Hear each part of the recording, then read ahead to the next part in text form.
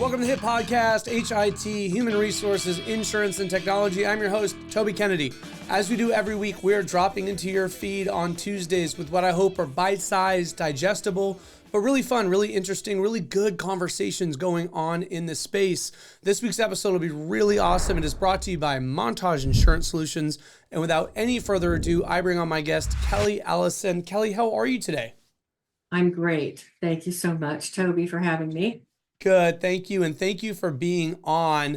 So Kelly, we were talking a little bit, first of all, really wonderful to meet you. I think we sat on a panel a year or so ago and really got into conversations about family building and, some companies, maybe they use the term infertility, and then we kind of challenged to broaden the conversation because family building, there's just so much more that goes into it. And then with the legislation coming down the pike, SB 729, at least here in California, where starting July 1st, 2025, there's a mandate for all our large group fully insured health plans to cover some version of what they call infertility, right? So it's the diagnosis, it's I think up to 3 egg retrievals, it's unlimited embryo transfer. So there's some facets of family building that'll be covered by statute and large group health insurance. It needs to be offered on the small group side. Self-funded employers can figure out what they need. But as you and I kind of sat and were talking about this, it was kind of like, okay, is that the end of family planning, or do we just turn it over to that insurance policy and that's that? And it's like, there's just so much to it. So I just appreciate having an expert like you in and on. And that's kind of a tease of what we want to get into, and a very long-winded way of asking. Do you mind giving people a quick overview? Who's Kelly? What's Vesta? What do you do? How do you find yourself in the chair today? Right. Well, thanks. I appreciate having the opportunity to visit with you about this. This is an important topic, and it's very important for employers. And one of the things that I think, Toby, that that this law is doing is it is helping us to redefine infertility. It's really expanding that definition of infertility. And I have said for years that, even just the past 10 years, if you will, we are really understanding a new definition of what family is. How do we define family? And it's no longer that traditional definition.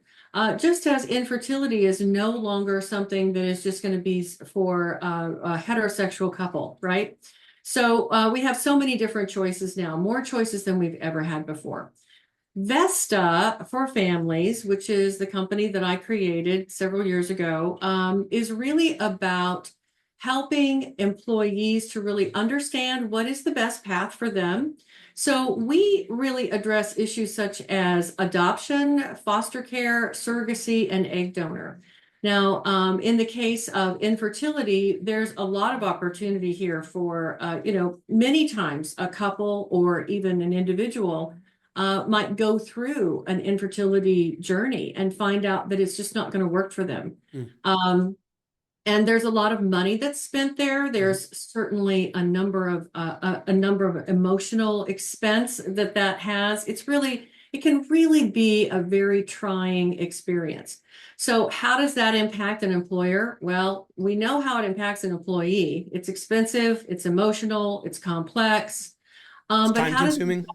Time-consuming, right. But how does it affect really the employer? Well, the employer needs to be, I think, mindful of the fact that these are the things that are on the hearts and minds of their employees. Yep.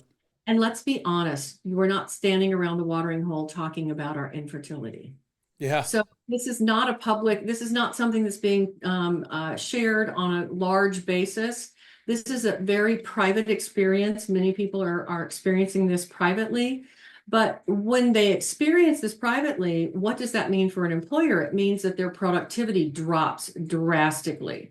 It means that they're experiencing financial stress. It means that they're experiencing all this stress and anxiety. So what Vesta does is we come in at the very beginning, if you will. So we're all about making those dreams a reality. We are all about helping individuals to really envision what's the right path for them, whether they've been on an infertility journey or not, whether they're interested in going on an infertility journey. So for an employer, we feel like it's important to bolt on the Vesta for Families program and have that as a part of your family building program so that we can really help your employee to make a qualified, educated decision about what is the best path for me. Should I be exploring IVF? Should I be exploring adoption? What is this thing called surrogacy? Mhm. That hopefully gives you a general idea of what we No, do it and gives why me a we do great it. idea. And Yeah. I really appreciate the heart, the passion, your story, you being in the space. And honestly, like along the way, one of the people that's helped educate me, and I sit in the rooms with employee benefit decision makers and HR, and we talk about, hey, when we're talking about adoption, we're talking about domestic or foreign. When we talk about foster care, we're talking about, bringing these people into the home, or we talk, and I think we talked a little bit about this, but my sister was in the foster care system and ultimately adopted by my mom. It's something that, Yeah. I have a close personal relationship to. So when the conversation broadens, and for good reason, as you mentioned earlier, for productivity reasons, for presenteeism reasons, for business reasons, employers can and should maybe have an ear and a heart for some of these journeys people are going through, because they can be very personal and can be very trying on their presence at the workforce. You guys kind of being out there as a resource for people, I think is super cool. Thank So you. A, thank you. And B, I know, as you mentioned, you could certainly step aside a fully insured group health plan where it's like, hey, especially now in California where they're going to pay for some rounds of some of this stuff. But tell me Mhm. how else you maybe fit into the ecosystem of an employer's kind of benefits. And I'm using the word really broadly and air quotes for those listening, but like, hey, as an employer, one of our benefits is Vesta. What might that look like for an employee? Like, why would an employer do that? Well, I think, obviously for the employer, the benefit for them is really that first thing that we talked about, and that is the existing employees that are there dealing with these issues and their lack of productivity and the cost and anxiety that they experience. But in addition to that, employers, we don't use the D word anymore, right? So we're not using that word anymore. I'm talking about diversity. Oh, I was like, what's the D word? Yeah. I have a funny story So, about my kid coming home telling me he knows some of these words, and I'm like, oh yeah, and they were all like really yeah, the powder D word. puff. Like, the S word was stupid, and you're like, okay, well, you're Right. right, that's wrong. And then you got to the That's F right. word, it was the actual F bomb. I was like, okay, whoa, okay, Okay. right, yeah. So, Well, I came uh, up with that. I thought, we really aren't using that word anymore because yeah, of certainly the current political environment that we have. sure. But I also think that it kind of gives us an opportunity to really read it, kind of define this and what it looks like. And to answer your question, the way that the Vesta is going to fit in is we're going to also come in on that front end. Mm, For an employer to be able to recruit and retain top talent. I will tell you, this figure is staggering to me. 70% of women will leave the workplace and go to another employer because of benefits, mm. family building benefits. That is a huge number. Not just like health insurance, specifically Yeah, family planning benefits. specifically family Yeah, building. So I think the challenge here for employers is, well, I really see it as an opportunity. If you're in California and you're mandated to do this, right?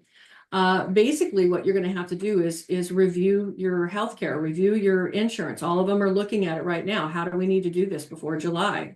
And so I want to encourage them to look at it more broadly. I want to encourage them to look at this process as an opportunity to expand that coverage. When you expand that coverage, and you have, for example, your health insurance that is covering the IVF and the preservation, the more clinical side of things, you have to really understand that when you bring in a program like Vesta, again, we're going to be able to help the employees really decide what path is best for them. But more importantly, another issue that I think is important is this financial wellness. So we're hearing a lot about employers wanting to bring in financial wellness and financial education literacy to their employees.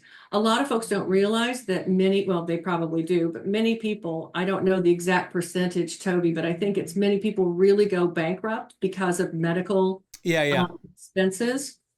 So, Yeah, I think last time I looked, it was something like 70-ish% of all bankruptcies yeah, are tied to medical are related tied to issues, right? medical, Yeah. right? So do the math. You have an IVF round, which is about $25,000. Then let's say that does not work. Now we have to go and do an adoption, or we would need to do an egg donation and a surrogacy.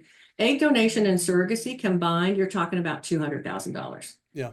So one of the things that the Vesta program does, what our coaches do, is we come alongside the employee and help them to really figure out what is the best path for me. Can we afford it? Our team also comes in and helps them to understand, do they qualify for grants, for example, for the adoption? Do they get the adoption tax credit? What kind of finances do they need to pull together for a surrogacy journey? So we're able to really one of a kind, no one else does this, comes in and talks to the employee and helps them to really understand what that financial path is. So I'm So backing we, this up. I'm so sorry. And I yeah, just kind of want to like sharpen the detail on this so that the yeah, uninitiated listener can really get an image in their mind's eye. So you guys are marketed to the employees as a part of the benefits ecosystem. You're yes, given flyers, you're added to the benefits guide, you're talked about at open enrollment, you're maybe talked about yeah, again off cycle so that we can kind of drum this home. Long story short, employees are told our company partners with Vesta. And then they then know, maybe privately, should I find myself in this type of a situation, I can place an outbound call into the folks at Vesta, yeah. get hooked up with a coach, and then that coach will understand my situation, where the pieces are on the board, and help guide me from there in a professional and loving way. Is that kind of a nutshell? Yeah, that's great. And the other thing that's included in that experience is a digital environment that the employee participates in. So we have an online on-demand video library. We have a network of agencies and professionals and lenders in the space. A difference with Vesta, I'm an adoptive parent, Toby. We brought our daughter home from China in 2007 when she was 9 months old. I came from the nonprofit sector.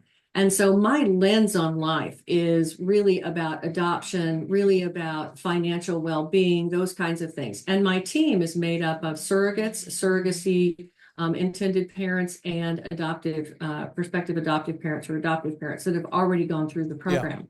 So we have been there. We already know what that looks like, and we can really come alongside.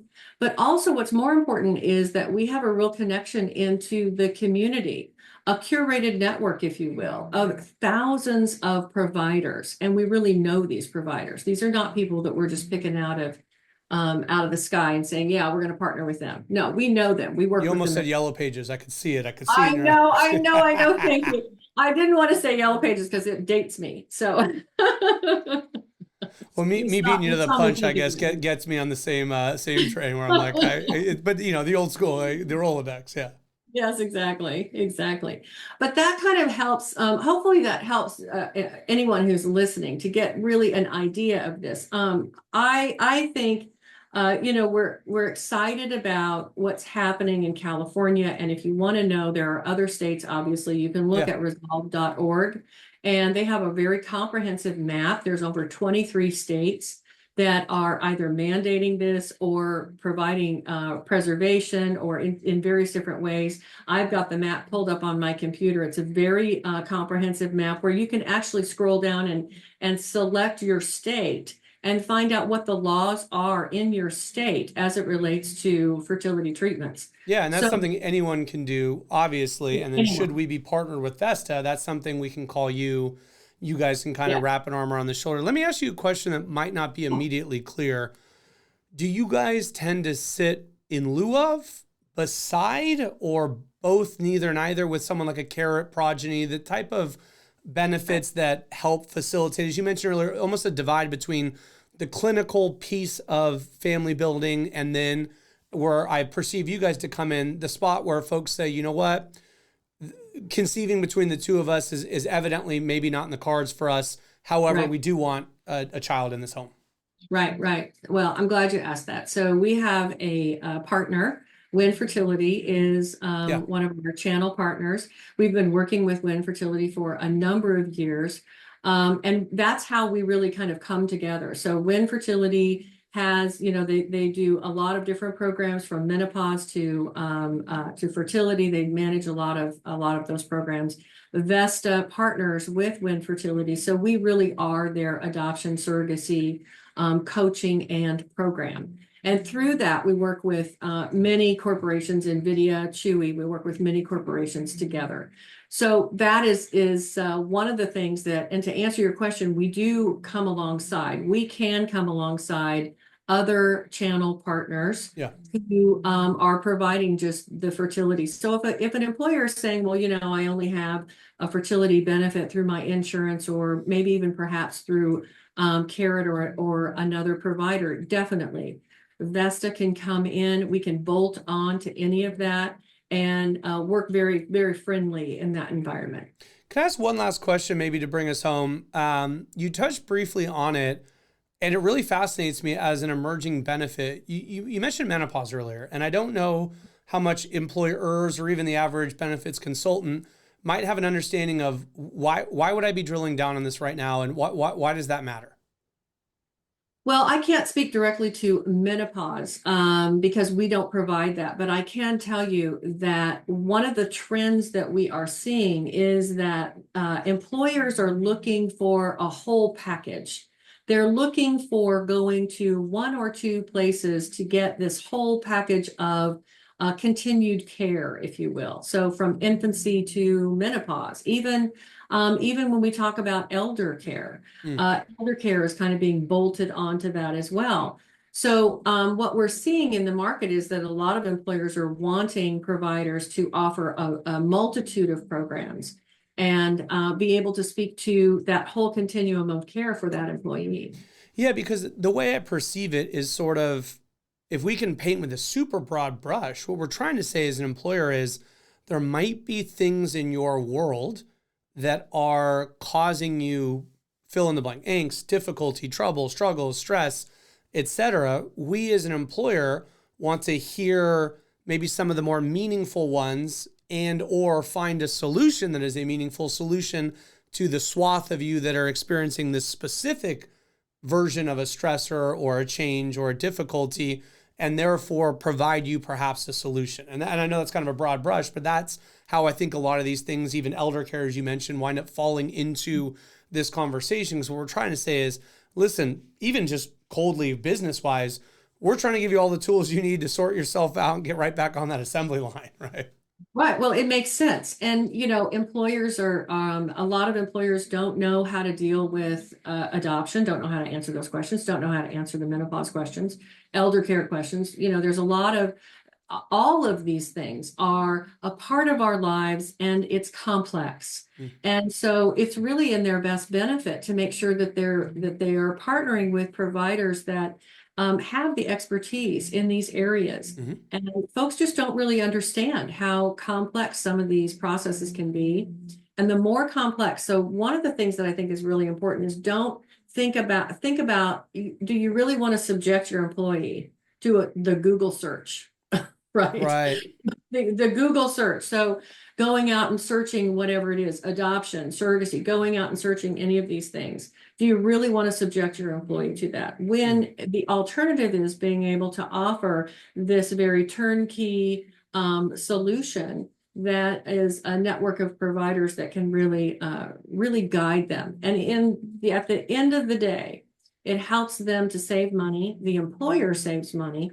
And they're also saving time. And the loyalty quotient on this, I think is very, very important. I don't have the numbers off the top of my head, but I can tell you that the retention and the loyalty for employers who are providing these kinds of benefits is it's just amazing. I agree.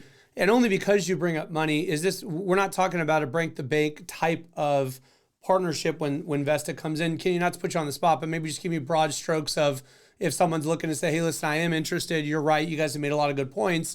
But before I even bring this up, I need to know, am I biting off a Rolls Royce, a Hyundai? How much am I budgeting for here? You're not biting off a Rolls Royce. I will say to you that we have per participant rates and we have per employee per month rates that we can work on. One of the things about Vesta is we can work with small employers. Mm-hmm. We can work with employers that have 500 or less employees. A lot of folks cannot do that. So we can work with small employers, or we can work with large employers that are going to be like 10,000 or above. We have experience on both of those things. Here's where a lot of people get stopped. And I'm just going to give you a brief example of this. So putting on a fertility program, a fertility benefit can be very, very expensive. And then when they think about this possibility of adding a reimbursement, for example, a $10,000 or $20,000 reimbursement for adoption or for surrogacy, that kind of blows their mind. They think, oh my gosh, I'm going to open up the floodgates and all these people are going to come in and I'm going to be writing checks like crazy. Actually, no, that's not the case. The utilization on these kinds of benefits is really relatively low. 1%, right? It's like a 1% if it is. So that's one of the things that I want. But to your point, though, to that 1%, it means the world, and they talk to people about it, and they are loyal to the nth degree. Yes. And so it's very, very important. But I think the most important thing to think about here is that bringing Vesta in, you don't really even have to do a reimbursement. We can be your education and advocacy program. We can be that program, and then you can kind of grow into it. There's actually there's an adoption assistance program where an employer can provide an option for employees to withhold from taxes $17,800 from taxes. And then they can also take the adoption tax credit. So that's a huge benefit. And the employer has paid nothing for that.